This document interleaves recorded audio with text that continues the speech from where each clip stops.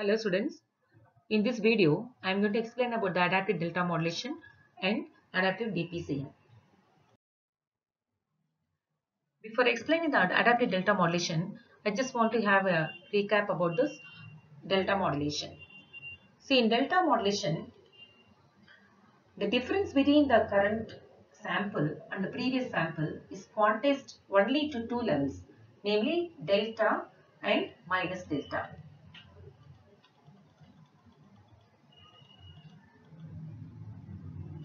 So while doing so, we get two different types of errors, quantization errors.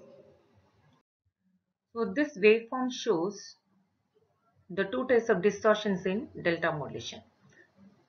The slope overload distortion and the granular noise. Here, when the input changes rapidly, it takes a long time for the output to follow the input. Xq of t is nothing but the output of the quantizer. So we have in this portion an excessive quantization noise. So this type of error is called as slope overload distortion. When the input signal varies very slowly, then also the quantization noise will occur. So that is called as granular noise. So these two types of distortions are eliminated only by varying the step size so that the quantizer output will follow the input signal. So this process is accomplished in adaptive delta modulation. In adaptive delta modulation, the step size of the modulator is made adaptive. That is, for the stage segment of the input, the step size is increased, and when the input signal is varying slowly, the step size is reduced. Thus, the step size is adapted to the input signal, resulting in adaptive delta modulation. So, this diagram shows the ADM transmitter in which the delta modulator circuit and one logic for step size control is given.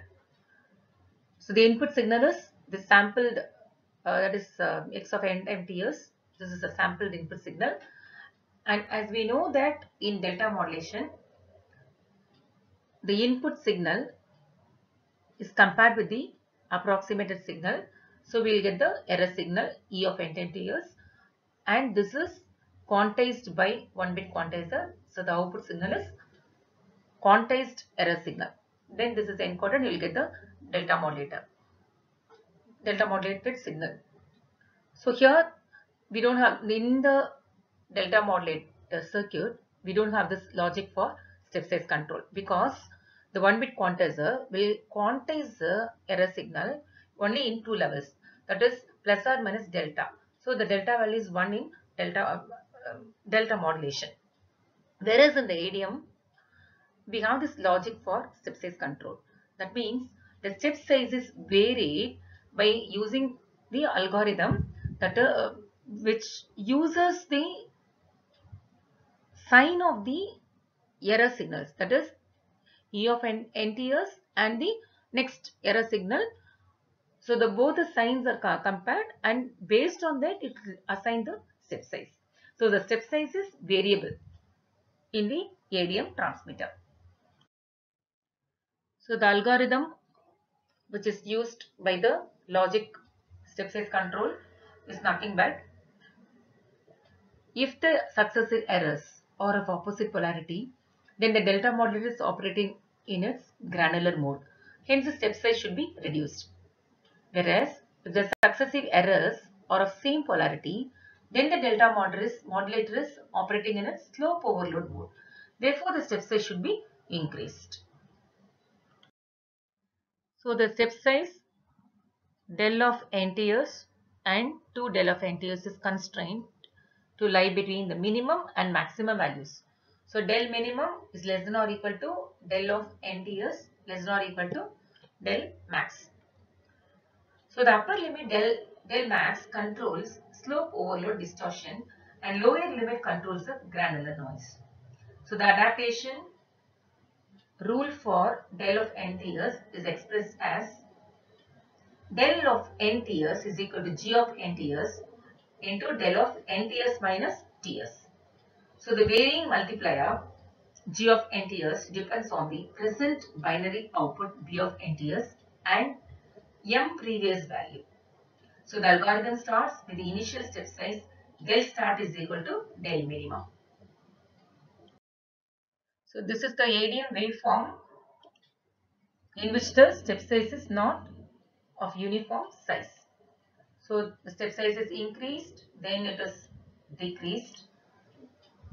So here also for a small step size in the ADM, a small amount of quantization error will occur. So that is in this portion. So this is the ADM receiver. This contains two portions. The first portion produces a step size for each incoming bit. So it is then applied to the accumulator. So this is the accumulator which builds up the staircase waveform. Then the low pass filter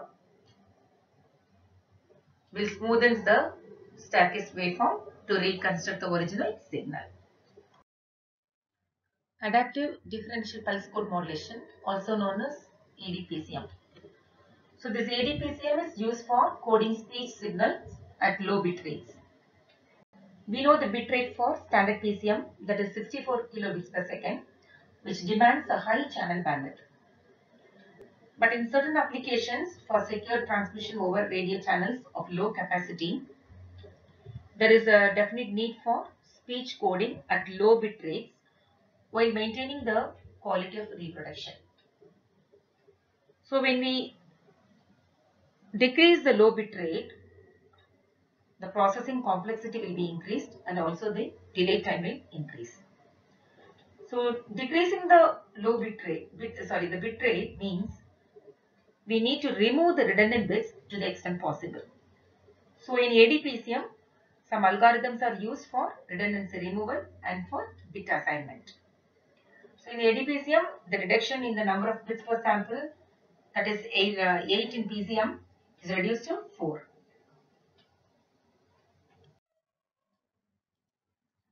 So in ADPCM, the adaptive quantization and adaptive prediction are used. Adaptive quantization is obtained by varying the step size according to the RMS value of the input signal. So the step size of the adaptive quantization is given by del of NTS is equal to phi of del x of NTS, where phi is a constant. This del x of NTS is the estimate of the standard deviation sigma x of NTS. So the sigma x of NTS can be obtained by two techniques. One is adaptive quantization with forward estimation and the second one is adaptive quantization with backward estimation. This is adaptive quantization with forward estimation.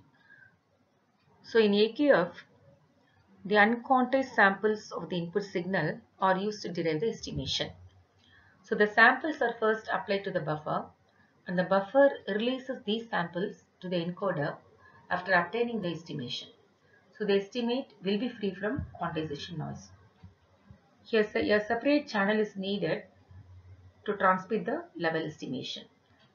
Because of this additional transmission path, this introduces the processing delay. So this is the adaptive quantization with backward estimation. So in this method, the samples of the quantizer output are used to derive the backward estimation. So the adaptive quantization with backward estimation has nonlinear feedback system. So in ADPCM, the adaptive prediction should be used because the speech signals are inherently non-stationary. So there are two types of adaptive prediction. One is adaptive prediction with forward estimation and the second one is adaptive prediction with backward estimation. In adaptive prediction with forward estimation, unquantized samples of the input speech signals are buffered and released after the computation of the predictor coefficient. Here also, a separate transmission channel is needed to transmit the side information. So the disadvantages in this system are side information, then the buffering and the processing delay. The disadvantages in the adaptive prediction with forward estimation are eliminated by using adaptive prediction with backward estimation. So here the logic for adaptive prediction, which represents the algorithm for updating the predicted coefficients, are used. So in this scheme, the optimum predictor coefficients are estimated on the basis of quantized and transmitted data. Here the comparison between the PCM delta modulation, adaptive delta modulation and DPCM are given in this table. So the number of bits in PCM is 4, 8, 60 or 64 bits per sample, and the delta modulation only 1 bit per sample. And adaptive delta modulation again 1 bit per sample. DPCM requires more than 1 but less than the PCM. Then PCM is more complex, delta modulation is simple, ADM is simple and DPCM is simple. Then the level depends on the number of bits in PCM, and the step size is fixed and cannot be varied in the delta modulation. Step size is variable in adaptive delta modulation, and in DPCM there is a fixed number of levels. There is no feedback needed in PCM, whereas in the other techniques feedback exists. Then the quantization error and distortion depends on the number of levels in PCM, whereas in the delta modulation slope overload and granular noise or the distortions.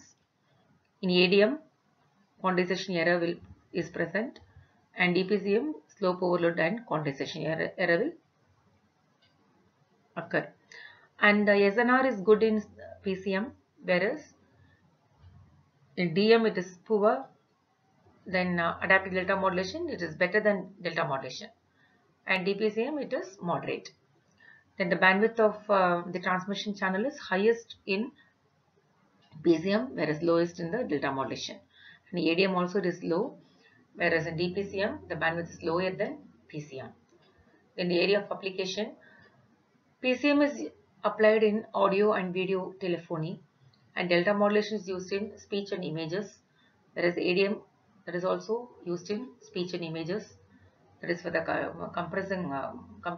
compressing the speech and image. Then DPCM is used for speech and video coding.